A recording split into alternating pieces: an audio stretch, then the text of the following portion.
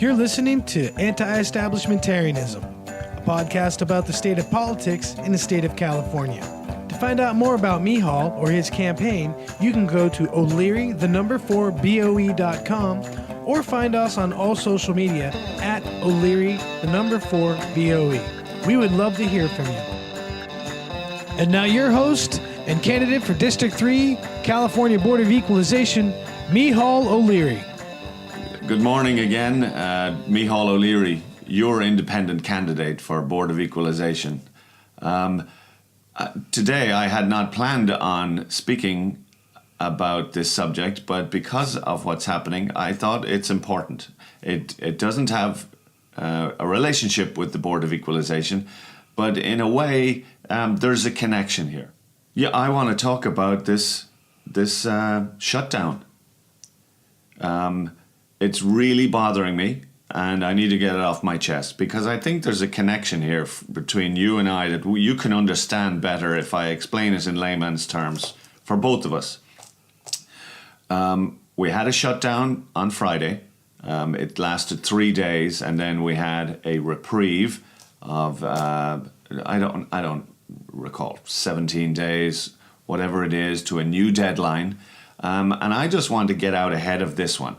The shutdown in 2013, there's still a lawsuit going on by the employees who were not paid on time. And the Fair Labor Standards Act requires any employer to pay on time, regardless. There's no reprieve for a government. Now, the problem here is not that they're not getting paid on time or that they're losing pay. We're talking about two sets of government employees. The one set, the furloughed employees who are supposed to be non-essential. I'm not sure I understand what that means if somebody essentially needs to feed their family and they don't have a paycheck to do so. That to me sounds pretty essential. But to the government, it's the actual job that decides whether they're essential or not. Or for the family that's visiting that historic site, the state park, and have planned this months in advance. To me, that sounds like something essential to that family. Why we're being told what's essential and what's not, determining who gets paid and who doesn't on time. This is crazy. This is absolutely crazy for many reasons. But the main one is the government, the officials knew the deadline was coming. They had all the opportunities to compromise before the deadline. All they're doing now, because we all know, I'll bet anyone $1 million they come to a compromise. The only thing they will gain by this is they have hurt families. They've hurt the families that missed the opportunity to be on vacation enjoying a state park or a historic place with their family. They've upset the families who get no pay because they were deemed non-essential. They've upset the general public by this inaction. It's not a form of action, guys. Get over yourselves. And the best part about this is the legislators are going to be paid. They're paid through the whole thing. So basically, there's no incentive. There's absolutely no incentive for your elected officials to do the right thing. They just go, oh, if we delay it another bit, we can cause the rift that we need in the public arena. What's that rift?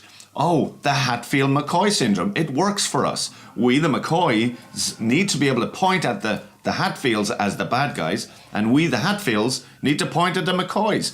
So how are they doing it now? Well, they've created the newest rift.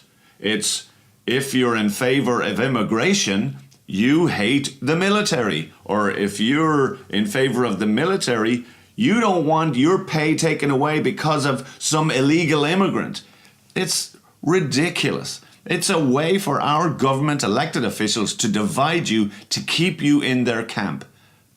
I want to tell you, it's a message that I've been sharing in the past. I've shared it for many years now. There is a way to disrupt this Hatfield-McCoy syndrome, is by dropping out of being a Hatfield or a McCoy. You don't have to join the other family. You just have to do one simple thing. Re-register your vote. Re-register out of the party you are currently registered in. You will be sending a message to that party that they're not doing the job you hired them to do, you elected them to do. You have the power to send a message to our elected officials on both sides. You're not joining the other party, you're just sending a message to your party. If we can get 10% of people to do this move, to do this shift, to re-register, they're both going to have to listen to the middle of the road. You need to be there with me. I'm your independent candidate for Board of Equalization. And there are many independent candidates out there. We need to support those who are looking for the middle of the road, looking for bringing the two parties together, but more so listening to the people who are already in the middle. This is not a new strategy by our electeds. They want to divide the two sides. Historically, the government has pitted people on both sides of the abortion issue, gay marriage, gun control. They want you to pick a side so you become part of their party by default, and then we buy into it. We have to stop buying into the fact that just because you have a personal opinion on a particular subject, they cannot then automatically assume that you're part of their organization. Let's break it together. Oh yeah, so in case you're planning a trip to Sacramento this Thursday, let me fill you in. Oh yeah, why would you go to Sacramento? Well, there's many reasons to go to Sacramento, but one particular reason is to be at this very important upcoming Board of Equalization meeting. Well, let me help you. This may help you decide whether you're going to go or not. First on the agenda is the following matters: special tax appeals hearing, property tax appeals hearing, public hearings, tax program non-appearance matters, whether by consent or adjudicatory, and other tax program non-appearance matters. Let me see. Oh, there are no items on those matters. Okay, we got that one covered. That's the beginning of the agenda. Next big topic on the agenda: Chief Counsel matters. Oh, I bet he does. Items that appear under these matters provide information. Okay, let's see. Rulemaking and property and special taxes. Oh, there are no items on these following matters. Well, I read them first, but that covers that area. So Chief Counsel, you can take the day off. Oh no, there's other Chief Counsel matters. Resolution conferring powers on the Executive Director. A resolution. We're conferring by resolution the powers of the Chief Counsel. That'll take about 2 minutes. That's on the agenda. And let's see if there's anything else. Administrative session. The consent agenda. The approval of the board meetings of the November meeting. So, assuming this meeting gets approved next meeting. So that might be on next meeting's agenda, this meeting. But this meeting we're approving last month's, which is probably as bad as this one. Let me see. Executive Director's report. Report on the status of pending and upcoming organizational issues. Proposed change at Sacramento meeting date. Yep, there's and then there's closed session. This is important, but you wouldn't be involved in that. The public's not allowed to be part of that. There are 2 items for discussion. One is a labor personnel matter, and the other is Verizon versus Board of Equalization, a lawsuit. Go figure. Anyway, that's it. Board members requested matters. There's nothing on this in this section, and then adjournment. So really, if you are planning a trip for this very important meeting, I suggest you stay home. I had an email from a friend who told me, I did vote responsibly in the last election. I voted for Trump. I'm not doubting he voted responsibly for Trump. He is responsible for that vote. But when I talk about voting responsibly and do your homework. There are other very important positions that need to be voted on. So you're not in this election going to be going in there just voting for governor.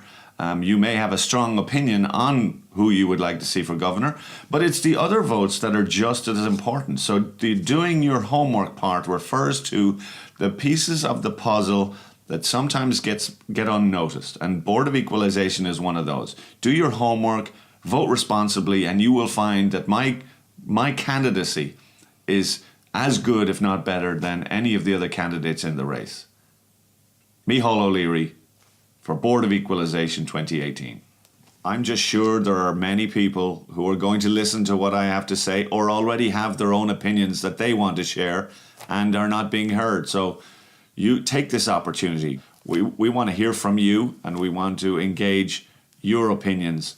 We want to take this dialogue to the next level. On social media, at O'Leary for BOE, OLEARY, the number 4, BOE, Board of Equalization.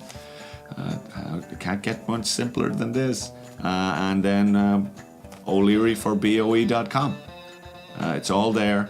We're trying social media to win this campaign, and we can't do it without you. Like, post, share. Thank you.